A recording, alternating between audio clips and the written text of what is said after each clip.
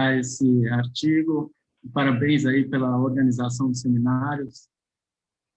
Acho muito importante nesse período em que está todo mundo aí, né, isolado na pandemia, a gente ter essa oportunidade de disseminar trabalhos em andamento para o pessoal do Brasil todo.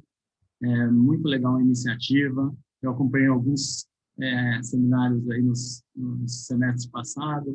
Coincidia com o meu horário de aula, então eu não podia estar sempre aí, mas os que eu vi foram excelentes e parabéns aí pela iniciativa. Nesse artigo, então, acho que é só a segunda vez que a gente está apresentando esse artigo, então ainda é bem preliminar, mas a gente vai olhar o efeito de booms de commodities sobre investimentos em capital humano, usando dados históricos de municipalidades, municípios brasileiros, né? Então, esse paper é coautorado pelo Leandro Anazawa, que está fazendo doutorado na FEA Ribeirão, Bruno Proença, que está fazendo PhD fora, e Bruno Komatsu, que trabalha na Cátedra Ruth Cardoso do INSPE.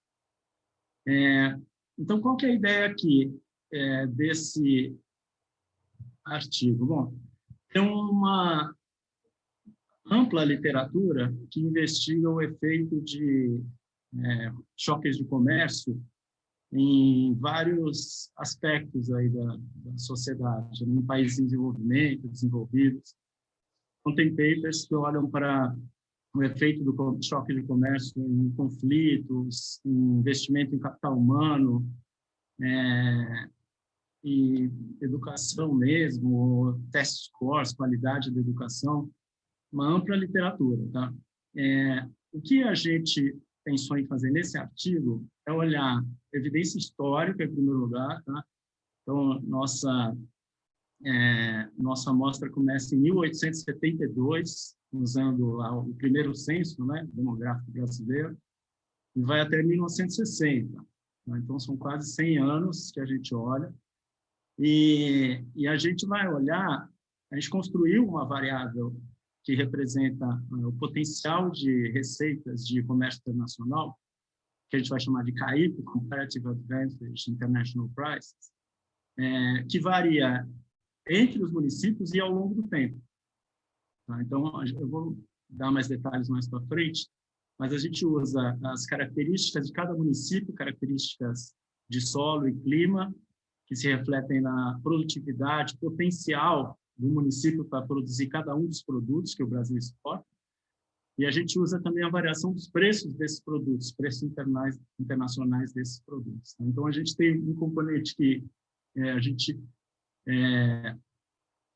claim que é exógeno e que varia no tempo entre os municípios. Então, a gente pode controlar por efeitos fixos do município e a gente pode olhar os efeitos de curto e longo prazo de booms de commodities. Então, essa que é a ideia desse paper. Então, eu acho que, principalmente o aspecto de controlar por efeitos fixos, que refletem instituições, a história de cada município, localidade, acho muito importante, porque poucos papers na literatura anterior conseguiram fazer isso e identificar um efeito exógeno, né, de boom de commodities sobre qualquer variável. Tá? Então, essa, in a nutshell, é o objetivo do nosso artigo, e aí eu vou explicar em mais detalhes daqui para frente. Tá? Então, só entrando em mais detalhes, a questão é a seguinte: será que quando os municípios têm um choque de receitas de exportação, por exemplo, será que eles usam essa receita para melhorar o capital humano da sua população? Essa é a pergunta de interesse. Então, são áreas mínimas comparáveis, né, um pouco maior que município, e essa questão é importante porque tem uma série de instituições políticas e econômicas que podem afetar essa relação, né? Então, Engelman e Sokolov tem vários papers nesse sentido, né? Pode ser que esses choques de comércio sejam capturados pela elite, que não teria interesse em alfabetizar grande parte da população, até porque no Brasil, né, principalmente naquela época, né, o voto era associado a a alfabetização. Tá? Então, poderia ter o interesse de não alfabetizar a população e ficar com as receitas desse choque para você. Tá? Então, principalmente em 1872, que é antes da libertação dos escravos, né? Então, e antes da República, da proclamação da República. Então, a gente tem um período muito interessante para analisar e comparar com o período mais recente, tá? Que é 1960. E também outra vantagem de analisar esse período é que a agricultura era predominante nesse período, né?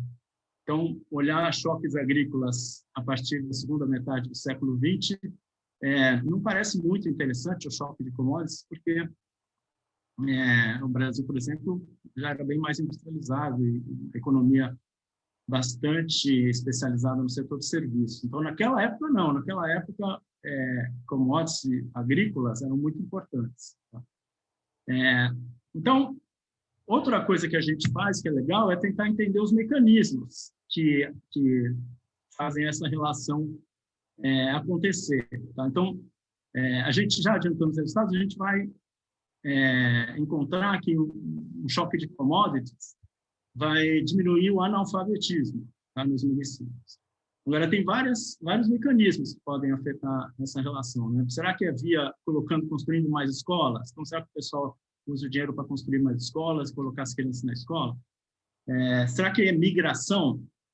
Ah, então, a gente vai mostrar uns resultados bem legais associados à migração, a saída de negros e entrada de brancos nesses municípios que recebem choques de commodities. Tá? Será que tem a ver com structural transformation, a transformação estrutural, tá? Que é a diminuição da parcela de trabalhadores na agricultura, indo para a indústria e para o serviço? E a gente vai encontrar que isso acontece também. Então, quando você tem um choque de produtos agrícolas, você gera renda e as pessoas começam a comprar mais produtos industriais e a estrutura do emprego começa a migrar da agricultura para a indústria. Tá? Será que isso também não está relacionado com a diminuição do analfabetismo? Tá? E tem uma coisa mais geral que é a história do Brasil, né? Tentar entender o que aconteceu nessa transição, no início da industrialização do Brasil, e por que a gente tem tanta desigualdade e tanta discriminação. Então, a ideia é olhar um pouco para todos esses fatores, que eu acho que são muito importantes, usando uma econometria e uma variável potencialmente exógena para entender esses mecanismos. Tá bom? Ernesto? Desculpa, tem uma pergunta aqui no chat, do Paulo Arvati. Ele pergunta por que parou em 60. Tem alguma razão específica para isso? Não, então, eu acho que é mais porque a agricultura era mais importante até essa época, né? Depois de 1960, a agricultura perde um pouco de relevância no PIB, então a gente preferiu se concentrar naquela época. Mas, na primeira versão desse artigo, a gente rodou até mais recentemente, e os resultados se mantiveram. Mas eu acho, sim, uma primeira abordagem, eu acho importante analisar aquela época, que era uma época crucial para o desenvolvimento e para a origem das desigualdades no Brasil, regionais e tudo isso. Então, mas é possível atualizar o estudo para os dados mais recentes. Então, uma outra coisa importante é o seguinte: como eu falei, teve muitas mudanças institucionais no Brasil, né? O fim da escravidão, que é uma das coisas mais importantes que uma sociedade pode ter, né? E a proclamação da República. Então, é interessante entender, será que essa relação entre commodities e capital humano era diferente antes, durante a escravidão e depois? A gente esperaria que sim, né? Que as pessoas não vão alfabetizar os escravos, né? Mas eu acho que é importante entender um pouco se isso acontece ou não. Tá? Então, essa é a ideia. Tá? Então, acho que uma das principais contribuições é isso, né? Que tem uma relação endógena entre o que você exporta e o capital humano, né? Obviamente, se você investe em capital humano, você pode aumentar a produtividade, exportar mais. Então, é difícil identificar o efeito, né? E aqui a gente constrói uma nova variável que tenta capturar o efeito exógeno, né? Tem alguns problemas, como eu vou mostrar para vocês, né? Por exemplo, o preço do café muito determinado endogenamente, porque o Brasil é um dos maiores exportadores, mas, enfim, a gente vai falar isso mais para frente. Mas, em tese, a ideia é combinar variações exógenas, tá? Para identificar esse efeito. Tá? Então, a gente, como eu falei para vocês, a gente chama isso de CAIP, Comparative Advantage International Price, é a média ponderada dos preços internacionais de cada produto nos 20 anos antes do período em questão. Tá? Então, por exemplo, se a gente for analisar 1872, a gente vai usar para cada município a média ponderada da variação de preços de todos os produtos, que a gente vai usar nos 20 anos antes de 1872, tá? Entre 1852 e 72. E qual o peso que a gente vai achar que vai te dar a variação de cross-section? É a produtividade máxima potencial de cada município em cada produto, dado pelo seu clima e solo, tá? Que foi já utilizado em alguns papers. Tá? Então, cada município tem uma produtividade diferente em cada produto. Tá? Café, algodão, cacau. Então, isso vai te dar uma variação de cross-section. E, além disso, os preços internacionais variam ano a ano. Tá? Então, isso vai te dar uma variação de série de tempo. Então, a gente quer ver isso. Então, por exemplo, na Bahia, se Salvador ou Feira de Santana, né, por exemplo, se o preço do cacau aumentou muito entre 1852 e 72 e Feira de Santana tem alto potencial pelas condições climáticas e do solo de produzir cacau, e não café, por exemplo, Feira de Santana vai ter um choque potencial de receitas. Tá? A gente não vai olhar o que é exportado, quanto é exportado, nada disso. É só potencial. Tá? Potencial dado pelos preços internacionais e por você ter tido a sorte de ter um solo bom para produzir cacau. Tá? Claro. Então, acho que é isso que eu já falei, né? E, além, uma coisa importante também, só para adiantar, é que tem uma questão de diversificação também, né? Se você só produz cacau, se o preço do cacau cai muito, você não tem o que fazer. Tá? Agora, se você produz cacau, algodão, café e fumo, é como no mercado financeiro, né? Diversificar suas aplicações. Tá? Se o preço do cacau caiu, mas do algodão subiu, você consegue se segurar, entendeu? Se o preço do café subiu, mas do cacau caiu, você consegue segurar. Então, tem uma questão também de diversificação nesse índice que a gente constrói, tá? Que eu acho que é interessante também. Por sorte, você tem terra boa para produzir vários produtos. Então, você tem um seguro contra variações de preço. E isso vai te manter mais estável a sua fonte de receitas potenciais ao longo do tempo. Tá? Que eu acho que é uma coisa interessante também. Então, só para mostrar os resultados que a gente vai encontrar, no banco de dados, o resultado principal, a gente vai usar o censo de 1872, 1920, 1940 e 1960.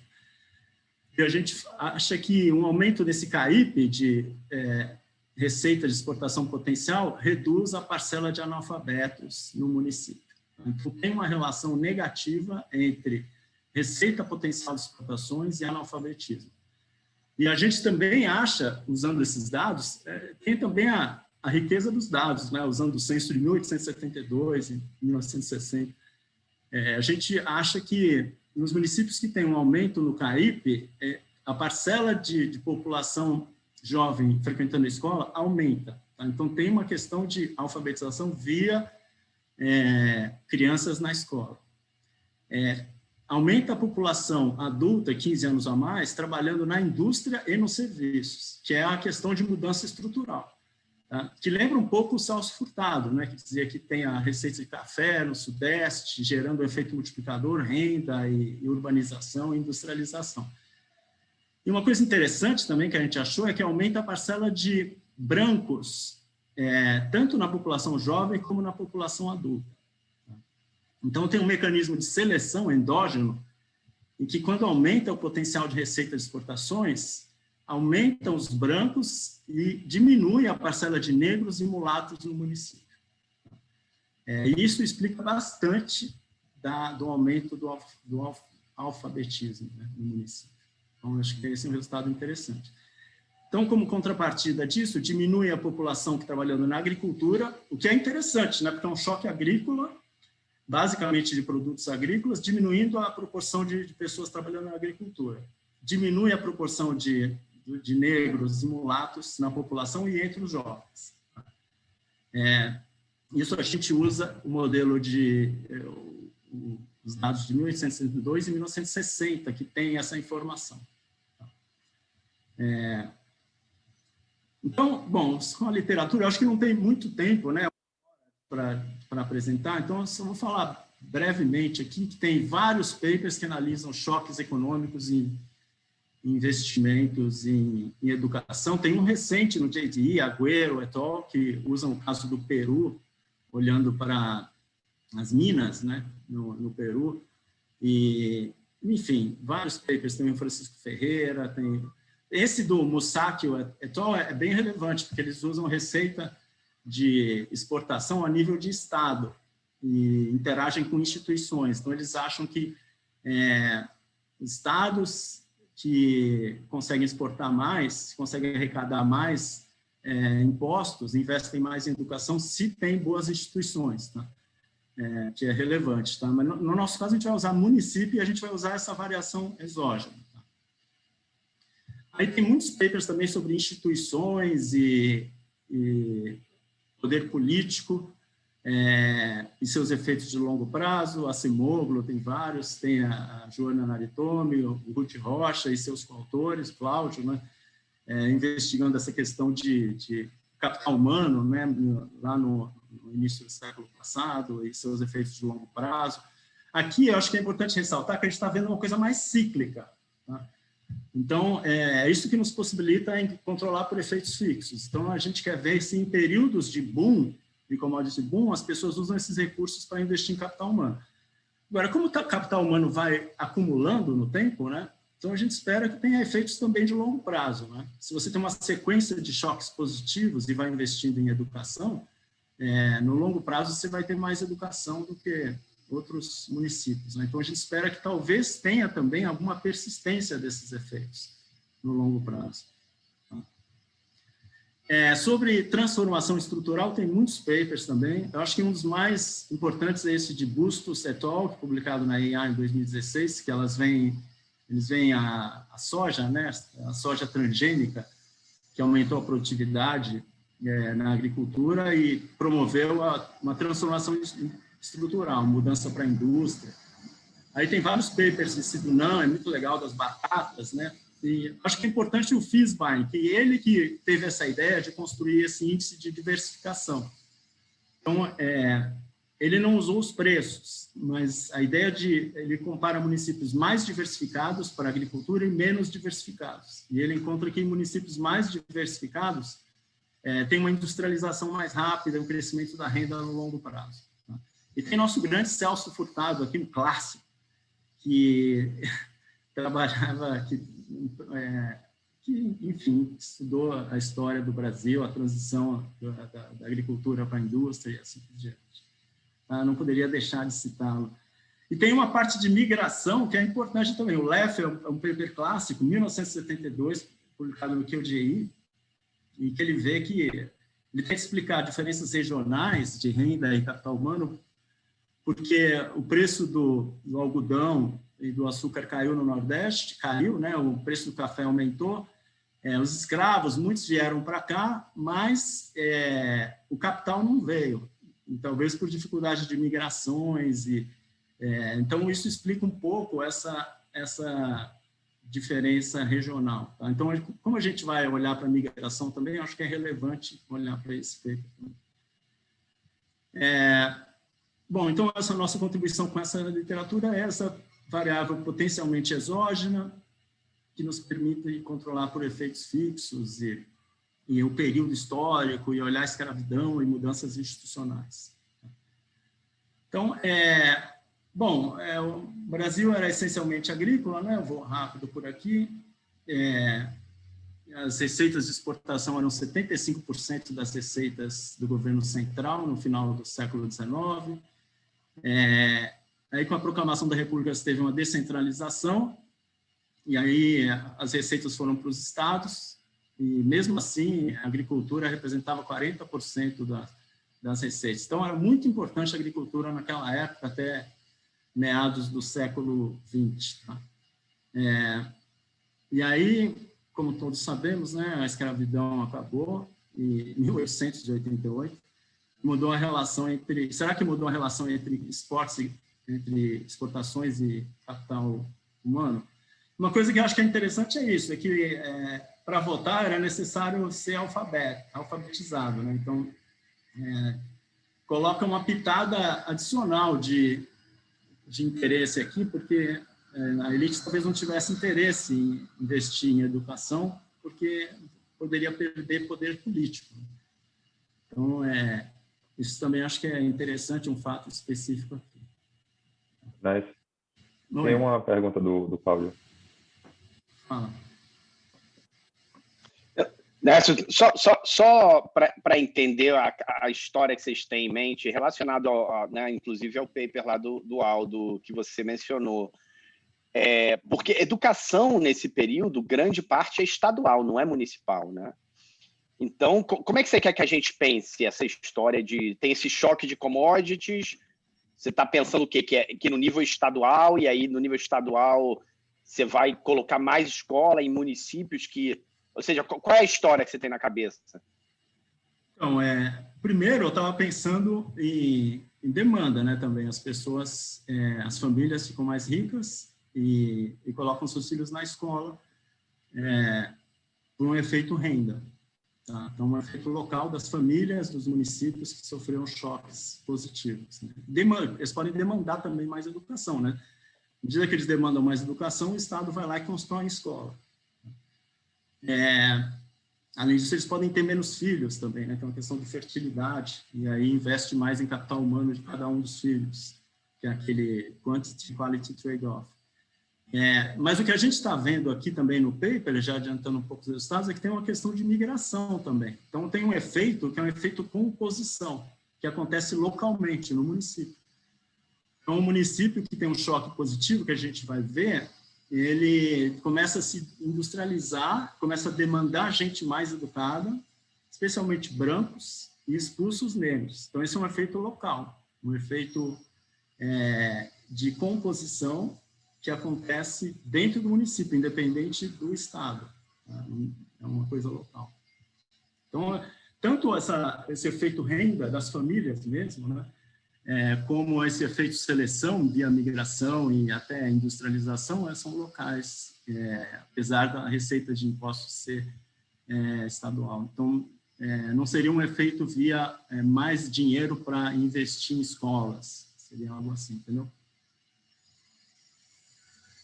Então, bom, como é que a gente constrói essa variável de CAIP, né? Não sei se esse nome é bom, a gente inventou, né? Comparative Advantage International Price.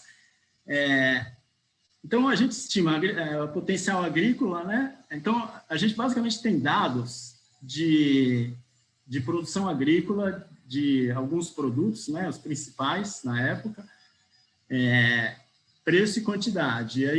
E a gente sabe o potencial, né? Então, como é que a gente estima esse potencial de produção agrícola? A gente usa esses dados da FAO, né, que bastante gente está usando, que diz quanto que é o máximo que você consegue produzir, né, para cada produto em cada região, né? Usando insumos,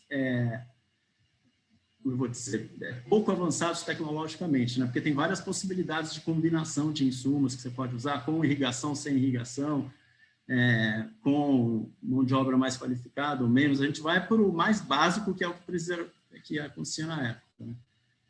Então, basicamente, para definir corretamente, então, é o máximo de produtividade de todas as culturas agrícolas, levando em conta essas restrições de solo, presença de doenças, pestes e assim por diante. Então, a gente sabe, para cada município, quanto ele consegue produzir no máximo de cada produto. Então, como é que a gente estima isso? Bom, a gente tem a produção efetivamente realizada em cada município, né? Eu vou mostrar os dados mais para frente. E a gente tem esse PI, que é o vetor de máxima produtividade de cada produto. Então, a gente faz essa regressão, é um logit multinomial fracionado, porque as parcelas têm que somar 1, cada uma delas é entre 0 e 1, e elas têm que somar 1. Então, a gente vai usar esse modelo para prever a parcela de cada produto que está produzido em cada município, usando esse máximo potencial de cada produto em cada município. E aí a gente vai usar a variação exógena, então é o valor previsto. E esse valor previsto é de não realizado, né, quanto o município produz de café, exporta de café, mas o que ele poderia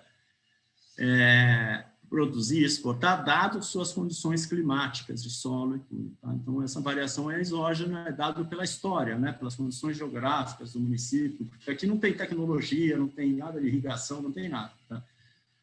Então, a gente argumenta que essa variação aqui é exógena. Tá?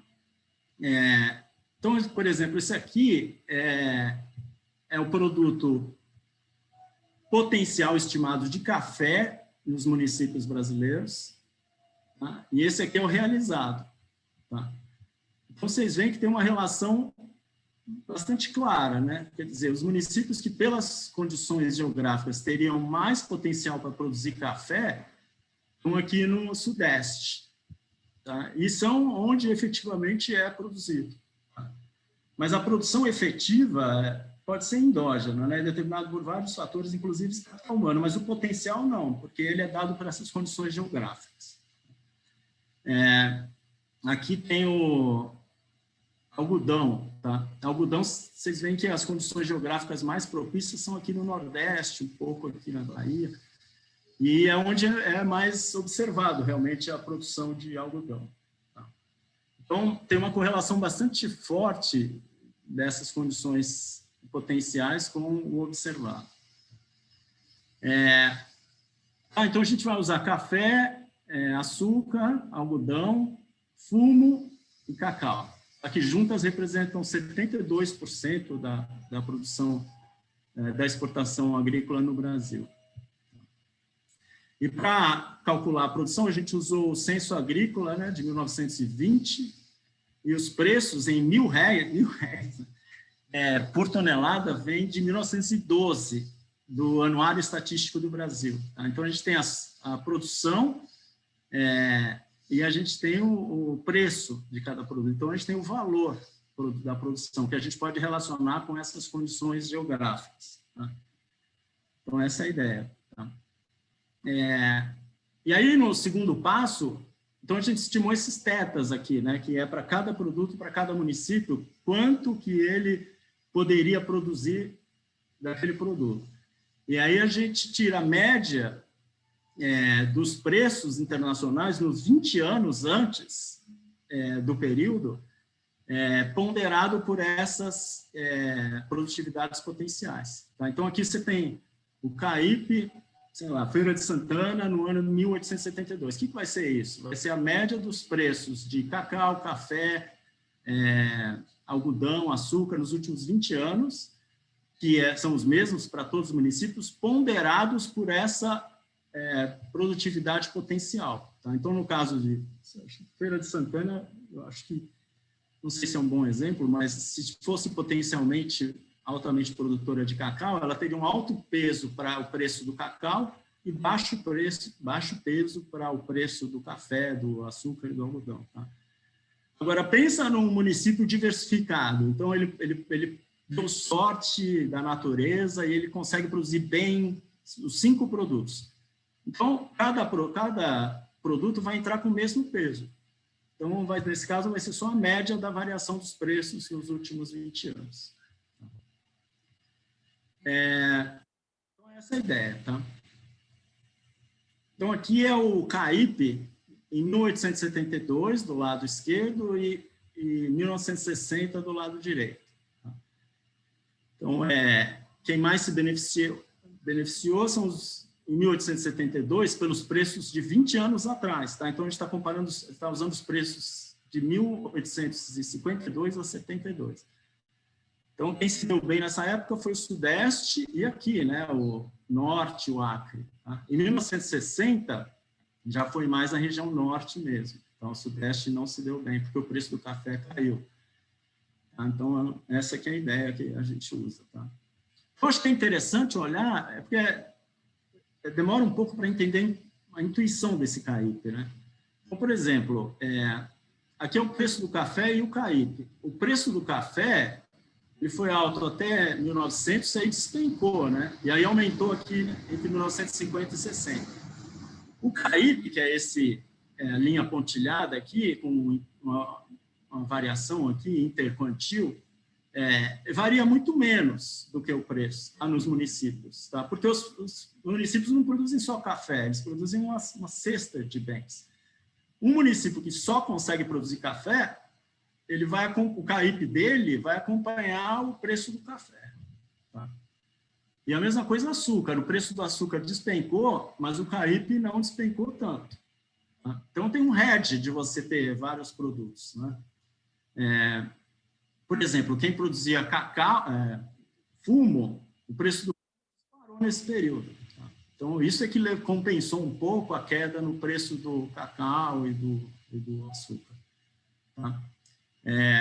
Além disso, tem esse efeito, né, de diversificação. Então, aqui são os municípios que são altamente diversificados. E aqui, essa área cinza é a variação do CAIP entre esses municípios em cada ano. Tá? Esses municípios são altamente diversificados, o CAIP não varia muito. Tá? Os municípios todos acompanham esse CAIP. Agora, quando tem baixa diversificação, tem alguns municípios que têm um CAIP muito abaixo da média. Tá? Porque, por exemplo, eles eram especializados em café. Tá? Então, essa coisa de diversificação eu acho interessante. Tá?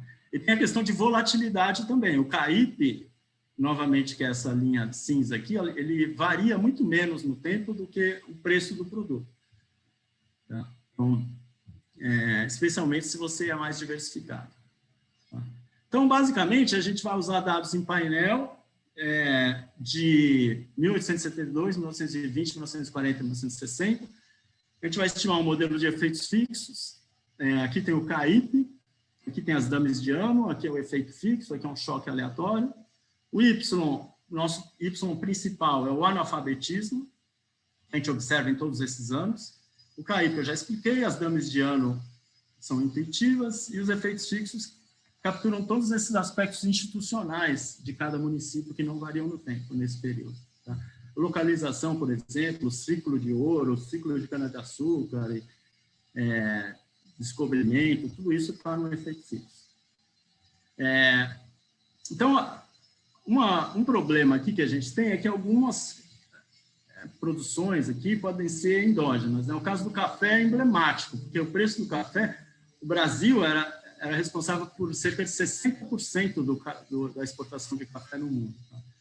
Então, é difícil argumentar que o preço do café é exógeno. Então, o que a gente faz a gente exclui o café do CAIP em algumas especificações, fica só com os outros produtos e vê se os resultados se mantêm. Tá? Eu acho que isso é muito importante, é o principal problema aqui da nossa especificação, sendo bem franco. Mas, enfim, a gente tem um modelo sobre-identificado, porque a gente tem vários preços e várias condições geográficas para cada produto. Tá? Então, a gente pode excluir, é como se a gente tivesse 5 instrumentos, basicamente, que a gente combina nesse índice, mas a gente poderia usar separadamente. Tá? Então, por exemplo, a gente pode desligar o preço do café e olhar o que acontece só quando os outros produtos, preços dos produtos variam. Essa aqui é a ideia. E aí a gente usa também outros períodos para construir o CAIP, né? Por que 20 anos e não 10? Por que a gente usa média e não mediana? E assim por diante. Tá? O Felipe, ele fez uma pergunta aqui, como é que foi estimada a volatilidade?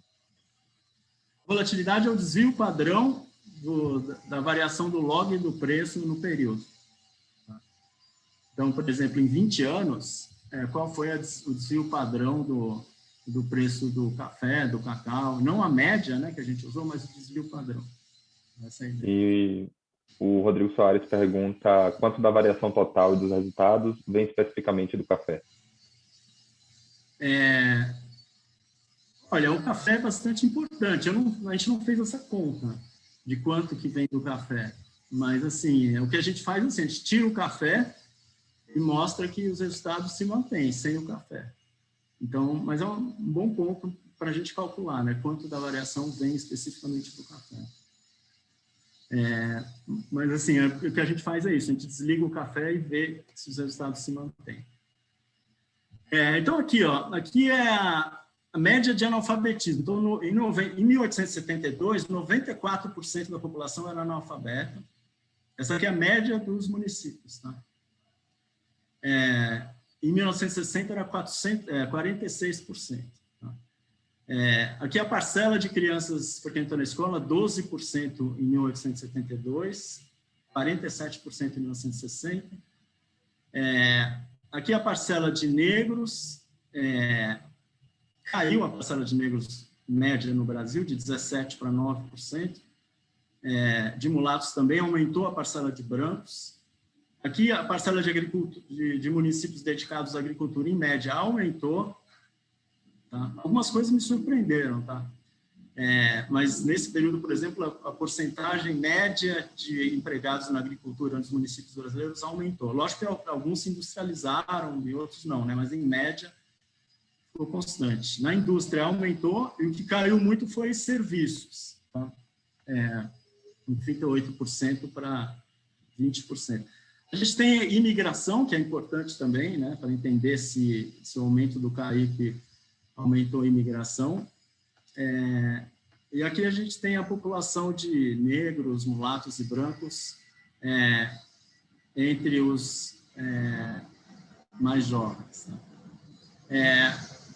Aqui a gente tem os dados, né, que a gente usa, os censos principais que a gente usa são 1872 e 1960, que tem mais informação. 1920 e 40, você só tem a taxa de analfabetismo, basicamente, e a percentual de população jovem e adulta. Tá? Então, a gente usa só para as regressões de analfabetismo. Então, os resultados principais. Aqui é o painel, né, 72, 1920, 40 e 60. E aqui a gente tem todas as comunidades, as mercadorias, né, os produtos. E aqui a gente desliga o café, desliga o açúcar, desliga o algodão, desliga o tabaco e desliga o cacau. E a gente vê que o efeito é sempre negativo, e esse efeito aqui é o principal, né? Assumindo que o preço do café seja exógeno. Tá? Então, esse efeito aqui nos diz que um aumento de um desvio padrão do CAIP, que significa mudar do 25º para a mediana, por exemplo, do CAIP, reduz o analfabetismo em 14 pontos percentuais. Tá? Então, é um efeito relevante. Tá? Aqui a gente tira o café, o efeito aumenta. Aqui a gente tira o açúcar, continua negativo. Aqui a gente tira o algodão, aqui a gente tira o fumo, aqui a gente tira o cacau. Tá? Então, isso aqui a gente fez para tentar mostrar que não depende de um só produto, o CAIP. Tá? A combinação de produtos afeta o analfabetismo. Mesmo se você tirar qualquer um deles, continua. Tá? Então, só para ficar claro novamente o que a gente fez, a gente desligou do CAIP o preço do café, como se o preço do café tivesse mantido igual a zero em todo esse período, tá? Ou num nível fixo, sei lá, 2 e constante em todo o período. Aqui a gente mantém o açúcar fixo no tempo, aqui a gente mantém o algodão, aqui o tabaco, assim por diante. Então, aqui, por exemplo, a gente vai usar, em vez da média dos últimos 20 anos, então, uma coisa que eu queria dizer é o seguinte, esse efeito eu acho que é bem relevante também, né? Diminuir 14 pontos percentuais no analfabetismo, acho que é um efeito importante. E tem a ver com o fato de ser 20 anos, né? Por isso, são 20 anos de preços favoráveis no comércio internacional. Tá? Então, isso pode explicar um pouco esse efeito. Então, aqui, em vez de usar 20 anos, a gente usa 10 anos. E o efeito continua sendo muito parecido, os últimos 10 anos. Aqui a gente usa a mediana, tá? Porque pode ter outliers, né? O preço disparou do café em alguns anos. Então, aqui a gente usa a mediana e o efeito continua. mediana em 20 anos. E aqui a gente usa mediana em 10 anos. Então, o efeito também continua. Então, não é uma questão de período, nem de usar média ou mediana, o efeito é consistente. E aqui... Desculpa, rapidinho. Tem uma pergunta do Fábio, ele pergunta se tem alguma hipótese para o motivo da estimativa para o motivo da estimativa do efeito do CAIP sem o café ser maior. Então, ainda não temos uma explicação para isso. É uma ótima pergunta. Eu acho que o próximo passo aí que a gente vai fazer na pesquisa é tentar entender por que o efeito é maior sem o café. Mas é um ótimo ponto e a gente realmente precisa entender melhor o papel de cada um desses preços. Aqui, você tem a parcela de jovem que frequenta a escola. E você vê que o CAIP aumenta a parcela de população jovem que frequenta a escola. Tá? Então, quando aumenta, choques favoráveis de preço de commodities fazem com que mais gente frequente a escola. Aqui não afeta a população jovem, eu acho que esse efeito aqui é muito importante. Então, quando aumenta o CAIP, diminui a parcela de negros e pardos no município. Tá? O que é interessante e até algumas vezes contraintuitivo, né? Se você pensar que choque favorece a agricultura e a agricultura usa proporcionalmente mais negros e pardos, mas não é o que a gente vê. A gente vê que aumenta a parcela de brancos quando tem um choque positivo de commodities. Aqui é entre a população jovem, tá? Mas a mesma coisa acontece na população adulta, tá? Que eu vou mostrar em seguida, é melhor mostrar agora para ficar mais claro. Então, a proporção de brancos aumenta 12%. Tá? E uma coisa interessante é o seguinte, se você supuser que todo branco é alfabetizado e todo negro não é alfabetizado, essa seleção de raças de cor explica grande parte do resultado, tá? Que é uma diminuição de 13%. 14%, 14 pontos percentuais. Tá? Então, parece ter um mecanismo de seleção muito importante. Tá? E um dos mecanismos que pode estar induzindo essa realocação por cor é a mudança estrutural. Então, vocês veem aqui que a parcela da população trabalhando na agricultura diminui onde tem um choque mais favorável de preços. E a indústria aumenta, e serviços também. Tá? Então, é esse processo de mudança estrutural que é parecido com o que a Bustos encontra recentemente no Brasil com a soja transgênica. E vários papers debatem esse processo de mudança estrutural, né? A população com agricultura, elasticidade de renda maior que 1 na indústria, e você começa a consumir mais produtos industriais, e assim por diante. Só que a gente está vendo isso lá no início do século XX, que eu acho que é bastante interessante. Bom, isso aqui eu já mostrei. Aqui tem os resultados sem café, tá? E os resultados se mantêm. Tá? Então, mesmo sem café, aumenta a parcela de brancos, aumenta a parcela da indústria, na indústria, diminui de serviços. Então, parece que não é específico do café. Aqui a gente vai ver a relação entre o CAIP e a proporção de escravos em 1872. Então, aqui a gente não usa os dados de 1872, e a gente vai olhar o seguinte, será que o efeito do CAIP sobre o analfabetismo foi menor nos municípios em que tinha uma maior proporção de escravos? Então, a ideia aqui é que, como eu falei antes, né, se você tem escravidão, em 1862, o município tinha escravidão, né, pode ter um legado de instituições ruins e assim por diante. Então, você esperaria que um choque, a partir de 1920, não se traduzisse em redução de analfabetismo, então, de uma maneira tão forte como nos municípios em que não houve escravidão, ou que a escravidão tinha diminuído em 1872.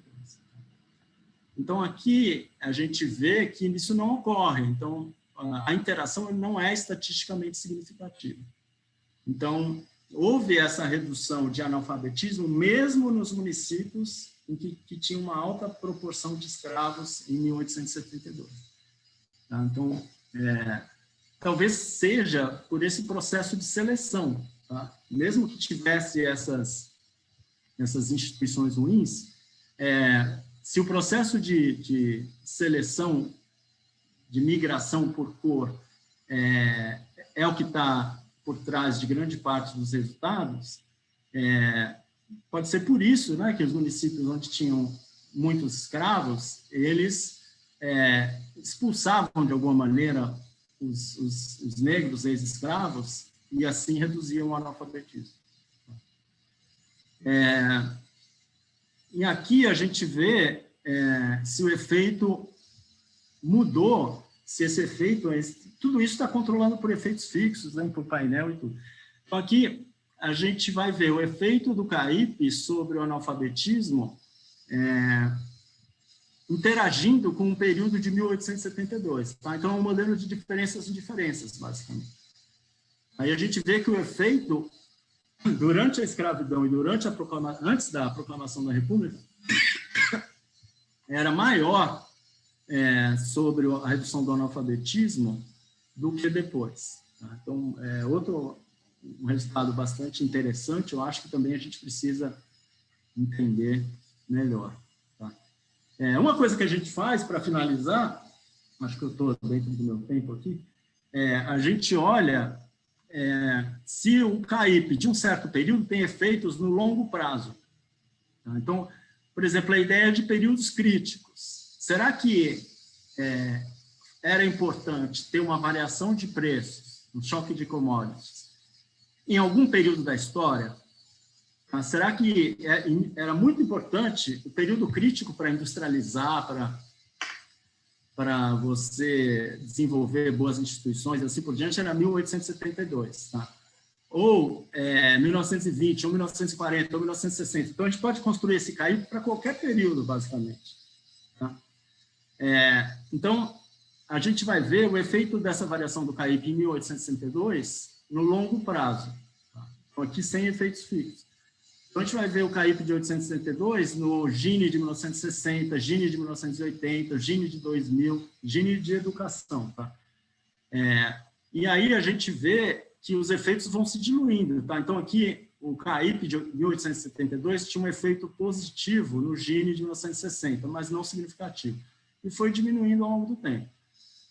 Em 1920, teve um efeito significativo de aumentar a desigualdade, e foi reduzindo ao longo do tempo, mas permanece significativo aqui. Tá? Em 1940, o efeito era negativo e foi sendo diluído ao longo do tempo. Tá? Em 1960, também era positivo, virou negativo, mas não significativo. Então, essa é uma primeira análise que a gente faz para entender se choques de preço em algum período têm efeitos de longo prazo. Tá? E como a gente pode usar esse CAIP e calcular em vários períodos do tempo, a gente pode tentar ver efeitos de longo prazo. Tá? Por exemplo, pode ser que no início da industrialização do Brasil era um período crítico para você ter um choque favorável de commodities, porque você, na linha do Celso Furtado, né, você tinha um choque de renda que te possibilitava criar um mercado interno e industrializar e assim por diante. Tá? Mas, assim, no longo prazo, esses efeitos do CAIP são quase todos não significativos. Lógico que aqui é uma primeira abordagem, a gente pode usar Gini de renda, a gente pode usar desigualdade racial, a gente pode usar diferencial de renda e tudo isso. Tá? Isso aqui é só um resultado inicial, só para mostrar o potencial dessa metodologia, dessa variável que a gente construiu. Tá? Então, para concluir, a gente usou esses dados em painel a nível municipal, de 1872 a 1960,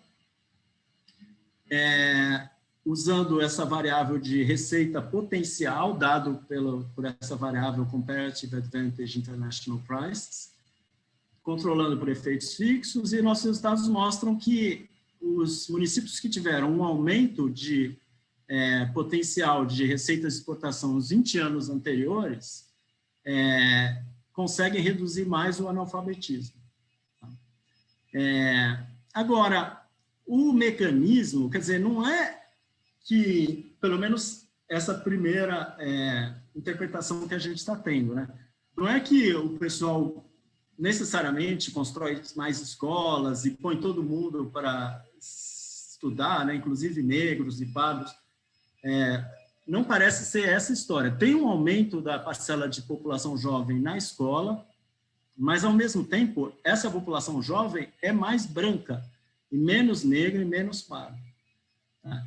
E assim como os adultos também. Então, parece ter um aumento na percentual de brancos entre os adultos e diminuição de negros e pardos. Então, é meio que um processo de seleção, de composição da população, mais do que uma população fixa e todo mundo tendo mais capital humano. E uma coisa que pode estar explicando isso é o processo de transformação industrial, estrutural. Então, esses choques agrícolas permitindo um maior engajamento do município e da população do município na indústria, nos serviços, menos da agricultura, e pode ser que a indústria e serviços sejam complementar a capital humano. Então, eles precisam de gente mais educada. Tá? E os brancos são os mais educados. Então, isso tem um efeito na composição do município.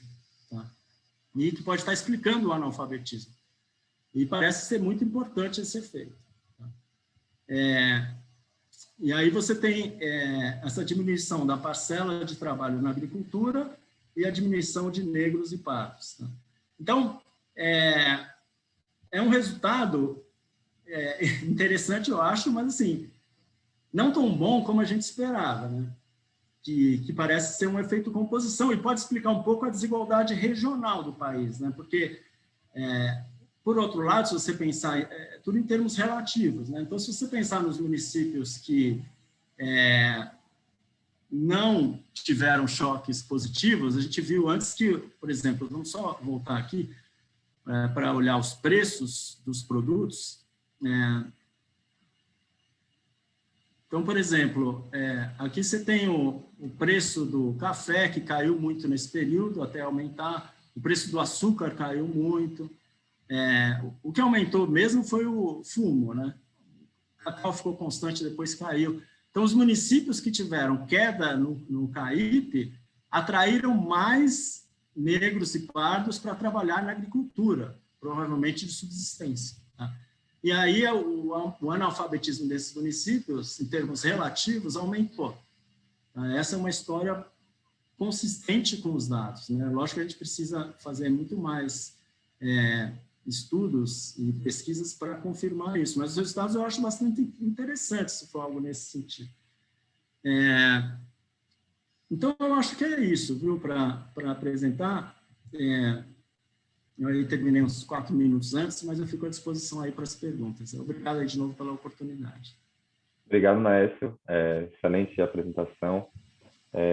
Já só explicando, tá, para quem não está aqui a primeira vez ou nunca fez perguntas, vocês podem levantar a mão aqui para ficar na lista de perguntas ou falar comigo no chat que eu boto aqui na ordem, tá? Então, primeiro, né, você tem um comentário do Paulo Avart falando que esses brancos na escola poderiam ser filhos de imigrantes. Então, não sei se você quer comentar algo. Sim. A gente tinha uma coluna que agora não está aqui, que realmente aumentou os imigrantes no município com o CAIP. Então, realmente é um bom ponto do Paulo. Obrigado aí pela pergunta, e parece ser consistente com os dados, especialmente no período inicial, em 1872. Se você fizer aquela interação, né, para ver uma mudança estrutural, parece que lá no final do século XIX, que a gente sabe que teve mais imigração mesmo, um choque de CAIP aumentou a imigração e pode realmente ser os filhos dos imigrantes. Então, seguindo, a gente tem uma pergunta da Laura.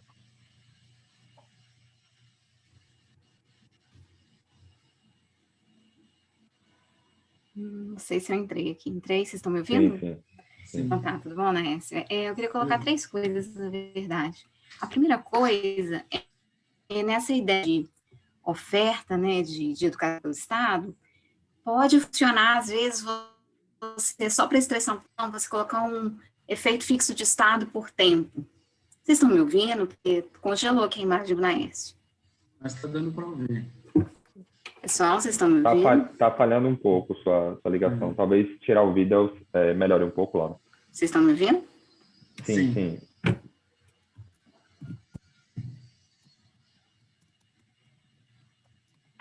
É o seguinte, eu vou falar com ela no chat, enquanto isso eu vou passar para a pergunta do Pedro Cavalcante, enquanto eu falo com a Laura aqui.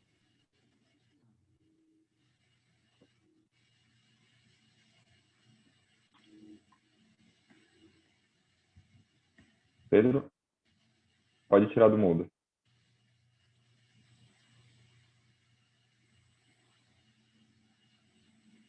Alô, Pedro? Não sei se o Pedro está ouvindo. Está com a mão levantada.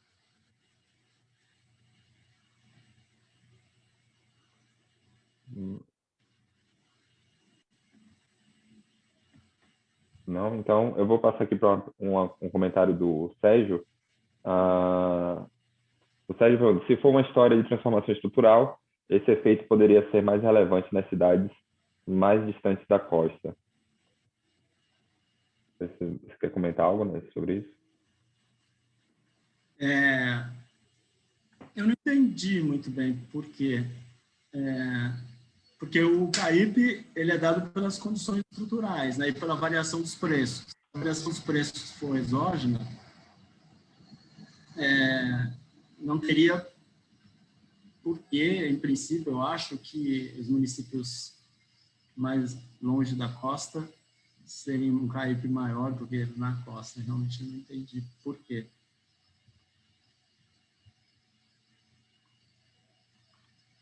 Sérgio, quer comentar algo aqui no chat ou quer tirar o microfone para falar?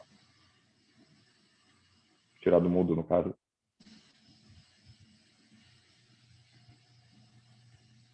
Pronto, Sérgio pediu para falar no microfone.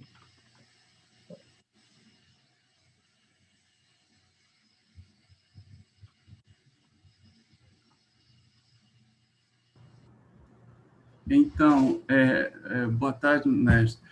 O que eu estava pensando aqui era mais ou menos aquela história de migração, né? Se você pensa assim que houve aumento de preços de commodities, incentivou as pessoas a migrarem para aquela localidade. Então, aqueles locais mais distantes eram mais difíceis de migrar, né? Então, só quando você tem um choque bem grande do preço, que aí as pessoas falam assim, não, agora eu vou para lá, eu vou montar uma indústria, eu vou montar um serviço, vou montar alguma coisa assim. Então, se for essa história assim, olha, está indo gente para compor o setor de indústria, o setor de serviços naquele local, então, nesses locais assim mais distantes, então é ali que seria mais beneficiado quando você tem esse choque na sua variável. Seria essa a ideia. Entendi. Não, obrigado, excelente ponto. Eu realmente não tinha pensado nisso. É interessante mesmo. Acho que a gente pode fazer alguns testes aí de robustez olhando para efeitos diferenciados na costa e no interior. É um excelente ponto. Obrigado. A Laura está de volta, então vou abrir novamente o microfone. Tá bom, desculpa. São três, né? Na verdade, a primeira coisa é a seguinte: se você está pressupondo, né, que esses choques estão tendo algum efeito comum no estado, pode ser legal dar uma estressada na sua especificação e colocar um efeito fixo de estado interagido com o tempo. Não vai pegar tudo, claro, mas assim, se você está pressupondo que a oferta de educação ela é um choque, ela é toda feita pelo estado, não é aquela argumentação do Cláudio inicial. Eu acho que pode ser interessante você dar uma estressada na sua especificação e achar esse resultado WIFIN estado período. Claro que você pode ter uma distribuição heterogênea, né, da educação, WIFIN estado, enfim, mas eu acho que é um argumento. A segunda coisa que eu ia colocar é o seguinte, eu não sei se eu perdi, mas eu acho que você não chegou a estimar efeito assimétrico, né, para ver se, na verdade, o que você está achando vem da emigração, né, da saída das pessoas, ou da atração, né, de pessoas brancas, em especial, que você está olhando. Eu fiquei curiosa, na verdade, o que aconteceu, né? Os brancos saíram das cidades que perderam dinheiro, ou os brancos foram atraídos para cidades que ganharam recursos, né? E uma terceira questão que eu acho que é interessante, é que você falou que era contra-intuitivo você pensar que teve um aumento dos serviços, né, da indústria, nesses municípios que tiveram um ganho no CAIP. Mas também tem toda essa literatura de infraestrutura, né, e desenvolvimento da indústria e tal. Até o Pedro Américo, ele defendeu agora a tese dele, com o Cláudio também, e ele viu isso, né, a expansão das ferrovias e desenvolvimento industrial no Brasil. Então, pode ser legal estar testando essa questão de infraestrutura, né, principalmente ferrovias, talvez outras informações, para testar esse caminho aí, amadurecer essa narrativa. Legal, viu? Muito obrigado pelas perguntas. Realmente, o F-ano a gente não pôs, eu acho que dá para botar. Eu acho que vai ser interessante essa interação UF-ano na medida em que a receita dos impostos estava concentrada nos estados, como o Cláudio viu. Então, teoricamente, a gente estaria isolando esse efeito, eu acredito. E aí seria só dentro do estado, seria em linha com a minha explicação de as famílias ficando mais ricas e demandando mais educação, ou diminuindo o número de filhos, ou essa migração. Então, acho que pode isolar esse efeito, fica mais claro o canal. A questão de assimetria, a gente não fez bem isso, mas a gente olhou o efeito sobre o tamanho da população. E nos municípios com CAIP positivo, aumenta a população branca e diminui a população negra e parda. Então, as duas coisas acontecem para mexer na parcela. Tem uma atração de brancos e uma expulsão de negros e pardos. Então, esse resultado, quando a gente usa a proporção, na verdade, tanto o numerador como o denominador estão mudando. E a questão de infraestrutura é muito interessante, né? Novamente, aí depende de quem investe em infraestrutura, de onde vem o investimento. É uma questão muito importante que a gente não tinha pensado. Mas será que é o Estado? Porque eu acho que grande parte das receitas estavam no Estado. Ou é o município, ou é a União. Então, isso é um ponto muito interessante. Se a gente botar as interações do F-ano e for as receitas estaduais, a gente está isolando esse efeito. Então, mas eu acho que é bem legal, porque realmente a gente precisa pensar mais e aprimorar os resultados. Muito obrigado aí pelos comentários. Nessa tem mais 2 comentários aqui no chat. Um comentário do Paulo, ele fala o seguinte: um breve comentário sobre o aumento da educação pelo lado da demanda. Uma das possíveis explicações poderia ser a redução do trabalho infantil. Tendo mais renda, os pais poderiam trabalhar, os pais poderiam mandar os filhos para a escola em vez de mandar trabalhar? Faz sentido? Não é isso mesmo que eu pensei. Quando você é pobre, aí você tem que botar os filhos para trabalhar, né? Que a escola é um substituto do trabalho, né? Mas quando você fica mais rico, você pode comprar mais educação. Então, é exatamente isso. Você tira os filhos do campo e põe na escola. Desde os filhos brancos, eu acho, né? Mas é esse o mecanismo mesmo.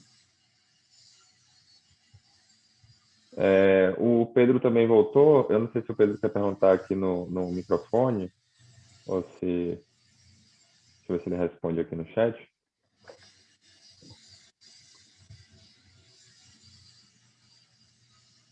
Então, como ele não respondeu, o Pedro Cavalcante está perguntando o seguinte: em relação ao CAIP, uma variável potencial com impacto... Ah, tá. Ele quer fazer a pergunta, na verdade. Então, deixa eu ver se eu abro aqui. Pedro, é só você tirar do mudo agora esse microfone.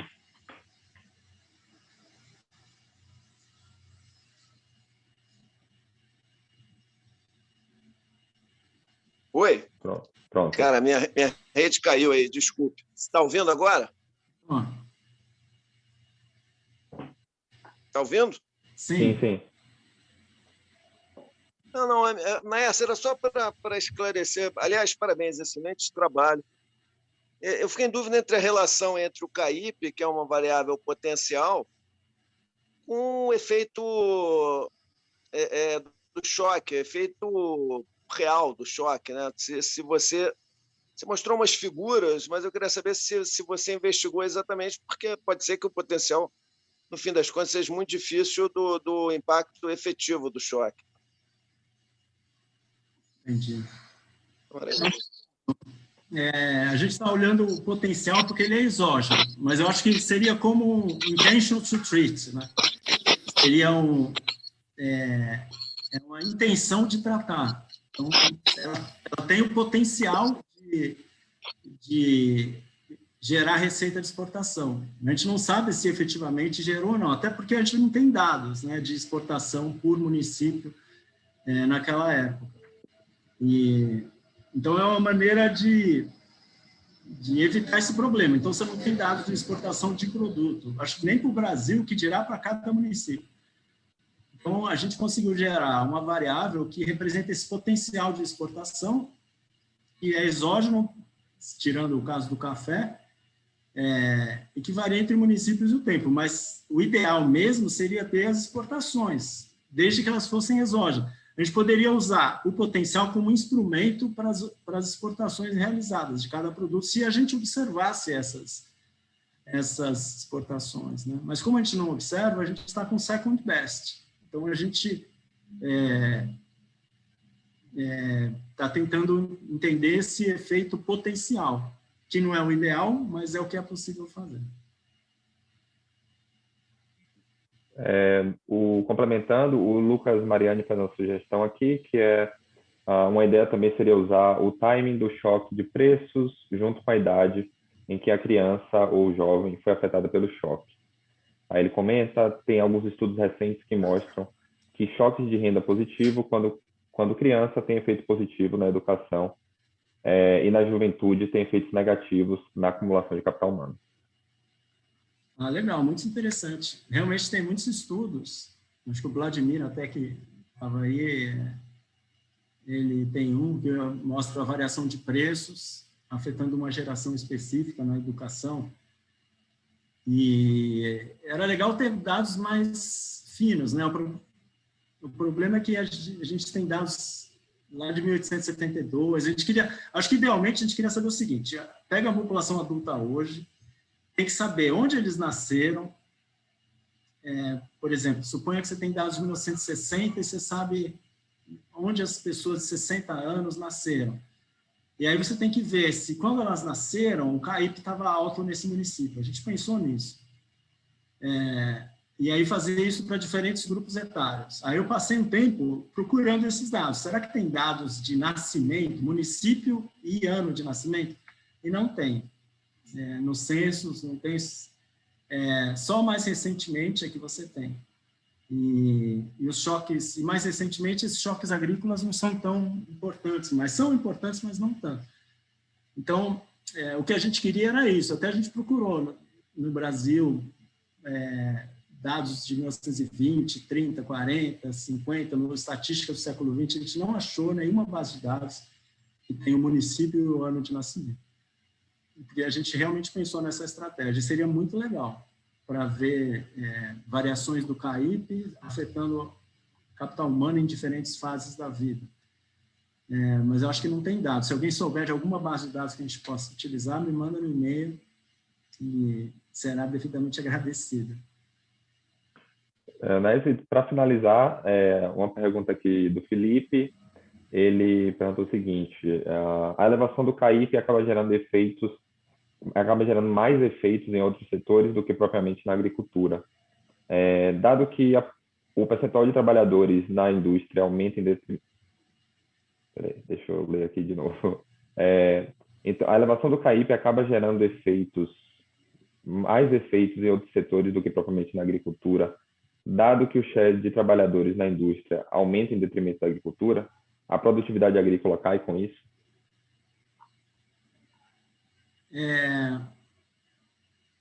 Não, eu acho que a agricultura, a produtividade aumenta, né? É a minha impressão, né? Pelo menos o valor da produtividade, né? Que é o preço vezes a produtividade marginal. Porque esse CAIP é um choque de preços, né? Então aumenta o valor da produtividade. Desde que a produtividade se mantenha constante, talvez ele tenha pensado numa variação da produtividade marginal, né? Mas eu acredito, assim, por exemplo, esse paper da Bustos, que eu acho muito legal, que usa essa soja transgênica, ela vê isso, né? Quando aumenta a produtividade agrícola, você expulsa os trabalhadores da agricultura e eles vão para a indústria, nos mesmos municípios em que houve essa inovação tecnológica. Porque quando todo mundo fica mais rico no município, você precisa de... A elasticidade de renda da alimentação, por exemplo, é menor que 1. Então, você não dá para consumir feijão, cada vez que você fica mais rico, você consome mais feijão. Uma hora você para, vai sobrar renda e você começa a consumir produtos industriais. Então, eu acho que é via esse efeito renda, aumento do valor da produtividade, acaba causando um encolhimento do setor, que você precisa de menos trabalhadores para produzir aquele produto, e via efeito renda você vai deslocando esses trabalhadores para outros setores. Então, é consistente com esse mecanismo de transformação estrutural. Ok. Então, com essa última pergunta, a gente encerra o seminário de hoje. Agradeço bastante ao NAES novamente por ter aceitado o nosso convite. Agradeço aos 143 participantes que passaram por aqui hoje pela presença e estamos de volta dia 24 de março com a apresentação da Úrsula, tá bom? Então, muito obrigado novamente. Vamos bater palma aqui para o NAES, né, pela apresentação. É isso, né? Essa palavra está contigo. Se quiser falar mais alguma coisa. Eu queria só agradecer mesmo o convite, parabenizar novamente pela série de seminários, uma iniciativa muito importante para a academia. Parabéns pelo trabalho seu, do Cláudio. E foi um prazer apresentar para vocês. Se alguém quiser fazer algum comentário diretamente, é só me mandar um e-mail aí no INSPER ou na USP. Muito obrigado e até a próxima. Obrigado, Naécia. Então é isso, gente. Boa tarde a todos e boa semana. Até dia 24. Tchau.